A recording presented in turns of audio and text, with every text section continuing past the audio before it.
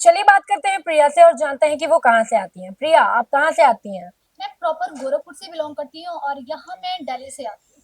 अच्छा, तो योगी जी के गढ़ से हैं आप। हाँ जी। तो आपको क्या लगता है कि योगी जी के सरकार में आने से महिलाओं की सुरक्षा बढ़ी है कि घटी है? कोई बदलाव आया है या फिर सब कुछ वैसा ही चल रहा है जैसा पहले चल रहा था? देखिए, योगी जी के आने से हमारे गोरखपुर में बहुत ज्यादा बदलाव आए। महिलाओं के लिए उन्होंने बहुत सारी योजना निकाली, उनकी सेफ्टी के लिए भी उन्होंने बहुत सारे काम किए हैं। तो मेरे अकॉर्डिंग उन्होंने बहुत बदलाव लाए। आपको आपके फैमिली से कोई प्रेशर था कि बाहर पढ़ने नहीं जाना है या फिर ये नहीं करना है, वो नहीं करना है? आपको इस बारे में क्या कहना है? जी, ऐसा कुछ नहीं था। मेरी फैमिली हमेशा मुझे सपोर्ट की है। उतनी दूर से अकेले यहाँ पे आना, खुद अकेले सब कुछ करना, तो मेरी फैमिली ने बहुत सपोर्ट किया। तो देखा आपने कि योगी जी के गढ़ से भी जो आ रहे हैं वो भी इस बात को मान रहे हैं कि पहले के तुलना में आज की महिलाएं ज्यादा सशक्त हैं। तो हमारे साथ अब जुड़ चुकी हैं हमारी एक और एंकर तनीषा। तो तनीषा से हम जानते हैं कि अगर महिलाओं को उनको एक शब्द देना हो तो वो शब्द क्या होगा? अगर मुझे महिलाओं को एक शब्द देना हो तो वो होगा ऑलराउंडर या फिर संपूर्ण। चलिए, आपने बोला कि महिलाएं ऑलराउंडर होती हैं, हाँ। तो इस बारे में बताइए कि घर और ऑफिस दोनों को एक साथ मैनेज करने में आपके हिसाब से क्या तकलीफें आती होंगी? घर और ऑफिस को एक साथ मैनेज करने में बहुत सी तकलीफें आती है, स्पेशली उनके लिए, उन वुमेन्स के लिए जो इस वक्त पेरेंट्स हैं। उनको एक तरफ अपने बच्चों को संभालना होता है और एक तरफ अपने करियर को एक नई उड़ान देनी होती है ताकि वो किसी और पे डिपेंड ना कर सके फैमिली के लिए, ताकि फैमिली उन्हें ये ना बोले कि आप अपने हस्बैंड पे या अपने पापा पे डिपेंड है। वो अपने बच्चों को भी संभालती है, अपने करियर में भी आगे बढ़ती है और वापस आके अपने बच्चों के लिए खाना भी बनाती है। कहीं ना कहीं वो खुद के लिए भी टाइम निकाल रहे हैं और अपनी फैमिली के लिए भी। तो आप ये कहना चाहती हैं कि महिलाएं सब कुछ कर सकती हैं? हाँ बिल्कुल, महिलाएं सब कुछ कर सकती है, खाना बनाने से लेकर स्पोर्ट्स में। आजकल की महिलाएं सबसे ज्यादा स्पोर्ट्स में आगे हैं। अगर हम रिसेंटली रेशो माने तो उसमें महिलाओं ने बहुत बढ़ चढ़कर स्पोर्ट्स में भाग लिया है। और घर के काम की बात करें तो वो तो महिलाएं करती है, साथ में अब ऑफिस भी जाती हैं और एकदम कंधे से कंधा मिला के जो वो है मेंस के साथ चलती हैं प्रॉपर। धन्यवाद आपका। तो देखा आप सभी ने कि किस तरीके से तनीषा ने हमको ये बताया मेरे सवाल करने के बाद कि किस तरीके से एक महिला ऑफिस और घर दोनों को बराबर ही से संभालती है। मैं भी ये मानती हूँ कि ये चीज आसान नहीं होती है क्योंकि मैं भी बाहर रहती हूँ। मेरा भी घर सुल्तानपुर में है लेकिन मैं बाहर रहती हूँ, दिल्ली में रहती हूँ, और मेरे लिए भी घर पे संभालना, खुद खाना बनाना, खुद खाना, सारे घर का काम खुद करना और फिर ऑफिस आना इतना आसान नहीं है।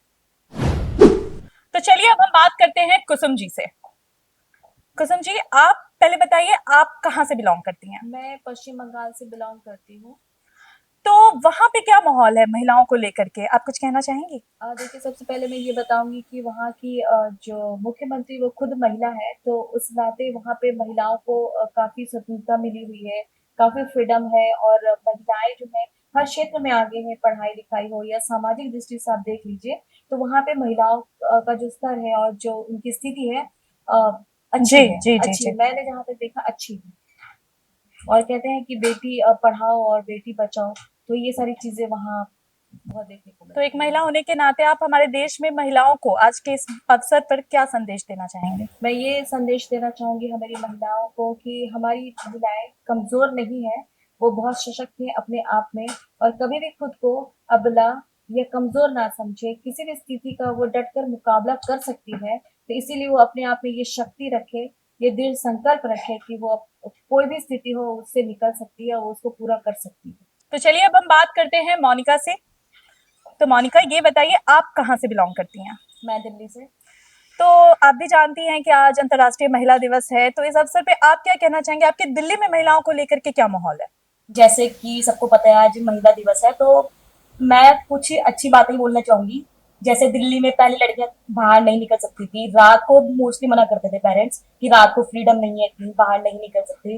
लेकिन जैसे जैसे टाइम के साथ जो चेंजेस आ रहे हैं, तो मेरे अकॉर्डिंगली दिल्ली में काफी नाइट लाइफ जो है काफी अच्छी हो गई है। ओपनली लोग फ्रीडम दे रहे हैं लड़कियों को कि आप घूम सकते हो। और अपनी मर्जी के पसंद के कपड़े पहन सकते हो, तो ये काफी अच्छी चीज है।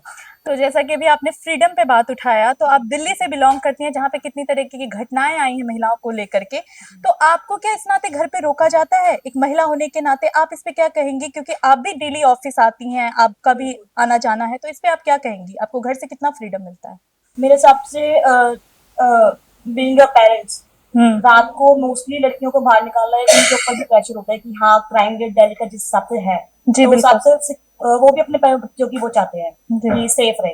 लेकिन जैसे टाइम चेंज हो रहा है, क्राइम रेट भी अपने उसमें आ गया है, कम हो गया है वो दिल्ली में। तो गांव, छोटे छोटे इलाकों की बात करें तो वो भी अभी इतने डेवलप नहीं है, लेकिन जैसे जैसे दिल्ली का एजुकेशन सिस्टम आगे बढ़ रहा है, तो मेरे अकॉर्डिंगली ये भी हद तक काफी सही हो जाएगा। तो मतलब आप सेफ फील करती हैं बिल्कुल। As a women. चलिए, आपका बहुत बहुत धन्यवाद हमारे साथ जुड़ने के लिए। Thank you. तो चलिए अब हम बात करते हैं हमारे ऑफिस के एक मेल एंकर शिखरदीप से। तो शिखरदीप, क्या आप हमें बताएंगे कि आप कहाँ से हैं? मैं सुल्तानपुर से हूँ, उत्तर प्रदेश। तो जैसा आप अभी बता रहे हो सुल्तानपुर से हैं, तो आप वहाँ पे आज महिला दिवस के अवसर पर महिलाओं के लिए क्या कहना चाहेंगे? आपके सुल्तानपुर में क्या माहौल है महिलाओं को लेकर के? हमारे सुल्तानपुर में तो हमेशा से अच्छा रहा है, ऑफ कोर्स पहले से इस वक्त बेटर है, लेकिन मैं सुल्तानपुर की बात करूँ, बाकी जैसे जिले हैं उसके आसपास प्रतापगढ़ है, जौनपुर, तो हमारे सुल्तानपुर में काफी सुलझा हुआ मामला रहा है महिलाओं को लेकर। चीजें हमेशा से अच्छी रही, उससे अब बेटर होता जा रहा है, लेकिन कभी खराब नहीं रहा है हमारे सुल्तानपुर। तो चलिए, आपने अभी सुल्तानपुर की तो बातें कर ली, लेकिन अभी इस वक्त आप नोएडा में मौजूद हैं, तो आपने सुल्तानपुर के कंपैरेटिवली नोएडा में क्या देखा कि मतलब क्या है महिलाओं को लेकर के? तुलनात्मक ढंग से कहाँ ज्यादा फ्रीडम मिलता है महिलाओं को?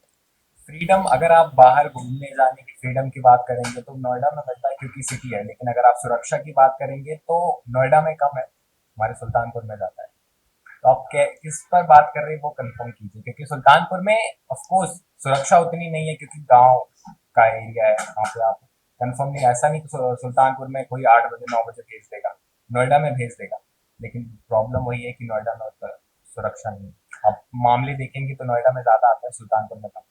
तो जैसा अभी आपने ये चीजें फ्रीडम वाली बातें आपने तुलनात्मक ढंग से बताई, तो पहले आप मुझे ये बताइए कि जैसे नोएडा और आपने जैसे एक गांव और एक सिटी की अभी आपने बात की, ठीक है, आपने एक फ्रीडम को लेके, लेकिन यहाँ पे जो फ्रीडम की हमेशा बातें, क्योंकि आज महिला दिवस है, तो फ्रीडम की बातें हमेशा उठती आई हैं, चाहे ड्रेस को लेकर के हो, चाहे किसी चीज को लेकर, आप इस चीज को किस नजरिए से देखते हैं कि फ्रीडम मतलब किस तरीके का होना चाहिए? फ्रीडम की मांग तो हमेशा से अलग अलग चीजों के लिए होती रही, लड़कियों के लिए, चाहे वो जैसे लड़कों को जाने दिया जाता है, लड़का 10 बजे कह रहा है कि मुझे बाहर जाना है तो उसका बर्थडे जाने दिया जाता है, लेकिन लड़कियों से बहुत सारे सवाल पूछे जाते हैं कि कहाँ जाना है, तो उसका रीजन वही है कि उसका रीजन सुरक्षा ही है कि अगर वो बाहर जाएगी तो आ पाएगी, नहीं आ पाएगी, किसके साथ जाएगी, और भी बहुत सारे रीजन हैं वो आपको भी पता होगा। पर धीरे धीरे चीजें बदल रही है, जैसे जैसे लोग एजुकेटेड हो रहे हैं वो समझ रहे हैं, और मेरे हिसाब से तो धीरे धीरे बेहतर हो रहा है। अब हम चलते हैं सोनी की तरफ, और मैं सोनी के बारे में एक बात बताना चाहूंगी कि हमारे ऑफिस की सबसे चुलबुली लड़की है। तो आइए चलिए सोनी की तरफ। सोनी, महिला दिवस पर आपका क्या कहना है, और इसके पहले हमें ये बताइए कि आप कहाँ से आती हैं? मैं आजमगढ़ से बिलोंग करती हूँ। आजमगढ़ उत्तर प्रदेश में आता है, तो ये बताइए कि उत्तर प्रदेश में आपने पढ़ाई कहाँ से की है? उत्तर प्रदेश में ही, लखनऊ से। आपकी यूनिवर्सिटी का नाम? लखनऊ यूनिवर्सिटी। तो क्या आपको तकलीफें आई या आपको घर पे संघर्ष करना पड़ा कि नहीं मैं आजमगढ़ से निकल के लखनऊ पढ़ने जाऊंगी? इस बारे में आपके पेरेंट्स का क्या सपोर्ट रहा आपको? एक्चुअली क्या है ना कि जो मेरा एडमिशन होना था उस टाइम कोरोना काल चल रहा था, तो पापा ने बोला कि आस पास कोई देख लो कोई कॉलेज, उसमें एडमिशन करा लो, क्योंकि मेरे खानदान से अभी तो कोई भी एक लड़की नहीं है जो घर से दूर जाकर बाहर हॉस्टल में रहकर पढ़ाई करे। मैं अपने खानदान से इकलौती लड़की हूँ जो मतलब अपना घर से छोड़ के मतलब 300 किलोमीटर दूर जाकर पढ़ाई की, फिर हॉस्टल में रहकर। तो मेरे हिसाब से आपके खानदान के लिए यहाँ पे रिबल जरूर हुआ होगा कि अरे नहीं, लड़की को नहीं भेजना। अब चाहे सुरक्षा के पर्पज से हो या कोई भी इंसान बताए, तो आपके लिए शायद ये गर्व की बात होगी, और आपके माता पिता के लिए भी ये गर्व की बात होगी कि मेरी बिटिया बाहर पढ़ने जा रही है। तो आपको क्या लगता है कि क्या आपने अपने माता पिता को गर्वान्वित महसूस करवाया है? हाँ जी बिल्कुल। आज मैं लखनऊ से पढ़ाई करके यहाँ नोएडा में जॉब करी GP24 में। पापा मेरी पूरी फैमिली बहुत गर्व से बोलती है मझवारा में कि मेरी बेटी लखनऊ पढ़ाई की और आज दिल्ली में रहकर जॉब कर रही है और अकेले सब कुछ हैंडल कर रही है। ये बहुत बड़ी बात है, अकेले खुद से मैनेज करना, अकेले रहकर वहाँ पढ़ाई करना, अकेले वहां से आकर दिल्ली में शिफ्ट होकर अकेले रहकर जॉब करना, और सब सारी चीजें मैनेज करना। तो देखा आप लोगों ने कि कैसे सोनी आजमगढ़ से आती हैं लेकिन दिल्ली में काम कर रही हैं और सब कुछ खुद से मैनेज कर रही हैं। तो ये भी एक प्रकार की फ्रीडम है जो शायद पहले नहीं मिलती थी लेकिन अब हमें जरूर मिल रही है। अब चलते हैं हम हिमानी की ओर। हिमानी, कैसी हैं आप? बढ़िया। ये बताइए कि आप कहाँ से बिलोंग करती हैं और आपके लिए नारी से कॉन्टेक्स्ट में जो फ्रीडम की डेफिनेशन है वो क्या है? मैं बेसिकली दिल्ली से ही बिलोंग करती हूँ और नारी के लिए एज अ वुमेन मेरी ये डेफिनेशन है कि उनको फ्रीडम चाहिए होती है खाने पीने की, पहनने की, बाहर जाने की, मतलब सोलो ट्रैवलिंग करने की, जो ज़्यादातर पेरेंट्स अलाउ नहीं करते हैं। तो लेकिन आज के टाइम पे ये चेंजेस आ रहे हैं और हमें देखने को मिल रहे हैं कि किस तरीके से जो एक वुमेन है वो सोलो ट्रैवल करती है, बाहर जाती है लेट नाइट, चाहे उनका ऑफिस हो, चाहे उनकी क्लबिंग या किसी भी अगर हम चीज़ में उनकी सुने तो वो लेट आती है और जो कि सही चीज़ है। और अगर मैं अपनी पर्सनल बात करूँ तो मैं अपने घर में सिंगल गर्ल चाइल्ड हूँ।